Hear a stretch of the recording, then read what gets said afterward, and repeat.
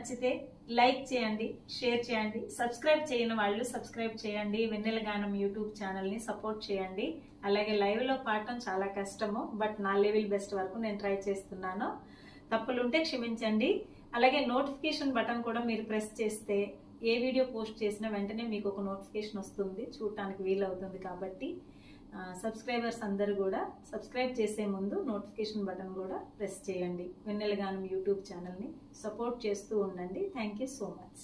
Thank you.